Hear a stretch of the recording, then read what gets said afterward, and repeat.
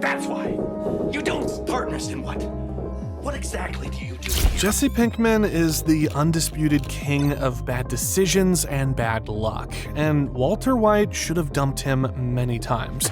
Yet they somehow stuck together, even though Jesse was a walking disaster. Let's talk about the many times Jesse messed up so badly that Walt should have dropped him like a hot potato. Right at the beginning, Jesse brought trouble that led to the murder of Crazy 8 and Emilio. Hey man, you some kind of nudist? Walter had barely had his first meth cooking session with Jesse in the first episode of season 1 when Jesse made a very rash decision that almost cost him and Walt their lives. He wanted to show off his new meth cooking partner and make some quick cash. Out here all by yourself, huh? But Jesse, being Jesse, failed to realize that working with hardened drug dealers might not go as smoothly as a neighborhood bake sale. Jesse introduced Walt to Crazy 8 and Emilio, two crazy drug dealers thinking it'd be a business meeting. But instead, Crazy 8 and Emilio smelled an opportunity. They wanted to hijack the operation and eliminate Walt and Jesse. Wait a minute. Walt barely escaped by using poison gas to take the two men out. But that left him with a big problem. Crazy 8 was still breathing. So he chained him up in Jesse's basement, and Walt has to decide whether to kill him or let him go. This is the guy who tried to kill Walt first.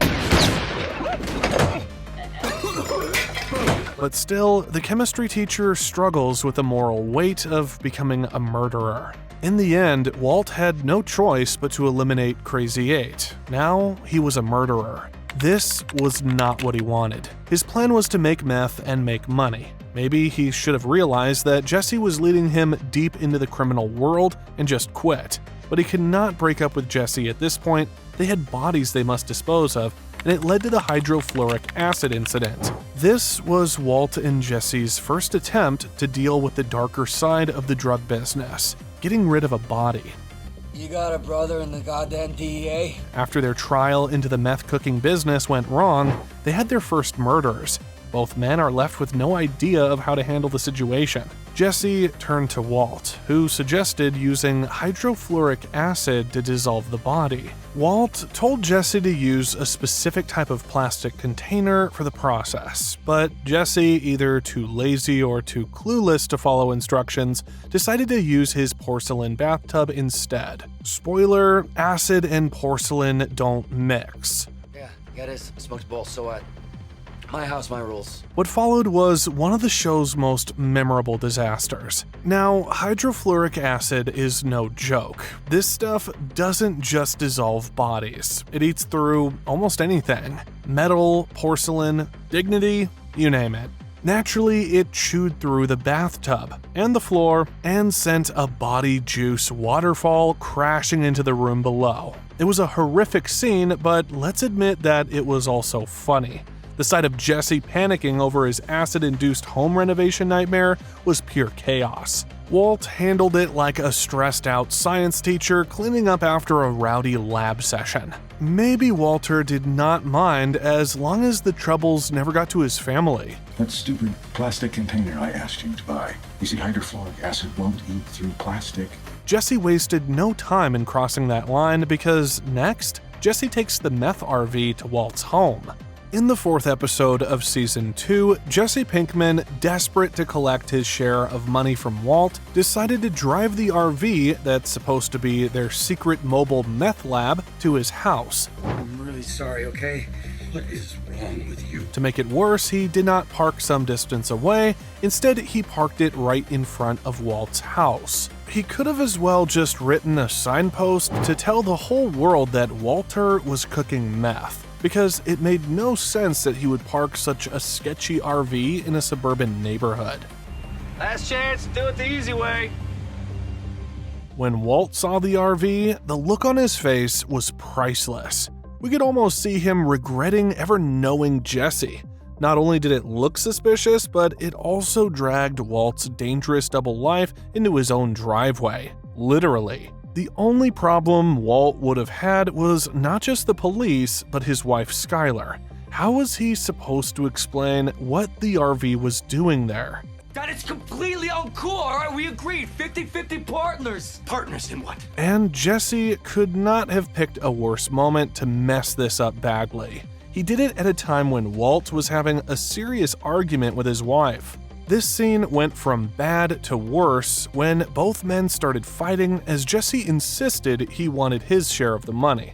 What Jesse did would have made things only worse for Walter, who was trying his best to manage all the lies he had been telling Skylar. But Jesse was only warming up. What he did next almost got them killed when Jesse wasted their only water in the desert. What's wrong with this thing? The two men were cooking meth in the desert, and all was going well until a fire broke out. And what does Jesse do? He poured their drinking water, their only drinking water, on the fire. Brilliant. They could have put out the fire with an extinguisher or so many other means, but Jesse, the genius, decided to waste their drinking water on the fire. And if you have not realized it yet, remember that they were in the desert, and dying from thirst is a real thing in this kind of situation. Walter had every right to snap at Jesse at this point, but he tried to keep his cool and find a way of solving the water problem to keep them alive. Makes you wonder, how many chances does one guy get before even Walt gets fed up? Well done. God. As if he was not messed up enough, next, Jesse becomes a drug addict. When Jesse Pinkman started dating Jane Margolis, it seemed like he'd found someone who actually cared for him. Their relationship would only make Jesse worse because Jane was an addict and encouraged him in his heroin addiction. Blacks are like, really black. For a guy already struggling with bad judgment, heroin was like adding nitro to a firecracker. Suddenly, Jesse became unreliable, missing meetings and messing up the precious meth production schedule. He went from Walt's mildly irresponsible partner to a full-blown problem. He spent most of his time being high with his girlfriend, which led to one of the show's most heartbreaking moments when Jane overdosed. Watching her die next to him, paralyzed by guilt and drugs, was horrifying. It was even more chilling to see Walter watch Jane die. Jesse. Walter had been looking for an opportunity to get rid of her, and here it was. Jane crossed the red line when she tried to blackmail Walter White. She did something even Jesse did not have the guts to do. Sure, her relationship with Jesse was a mess from the start, but trying to get money out of Walt? That was something else. Walt wasn't the kind of guy you just casually threaten, especially when he's fully embraced his Heisenberg persona. Jane, in her desperation to get a piece of the pie, saw an opportunity to squeeze Walt for cash. She assumed he was just a rich, powerful guy who wouldn't mind losing a little to keep his secrets hidden. But boy, she underestimated how far Walt would go. The death of Jane had a big impact on the relationship between Walt and Jesse, as it made Jesse a worse addict, but it was not big enough to stop them from coming back to keep cooking meth. This would not be the only death that would rock the relationship of these two men, because next is Jesse's handling of Combo's death. This was one of the times where Jesse manages to outdo himself in making bad decisions. Yo, you buying or you just stopping envy?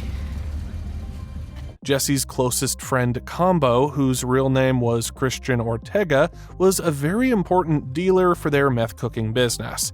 Unfortunately, Combo gets killed because of Jesse's reckless approach to the drug business. And what does Jesse do? Nothing. He doesn't even go to the funeral. I mean, your friend is dead because of you, and you're too busy sulking to show up? Combo's death wasn't just tragic, it was preventable. Jesse had him slinging drugs in a rival gang's territory. Something every drug dealer knows comes with serious consequences. It's like sending a lamb into a lion's den and being surprised when it doesn't make it out. And instead of stepping up and owning his mistake, Jesse shuts down. No apologies, no making things right, no respect for the gravity of what just happened. I'll do right by Combo's people. Make sure you bust up your cell and toss it. All right, we'll figure it out. It's like he thought ignoring it would make it go away. As for Walt, he handled it like Walt does, by focusing on the business and talking focus.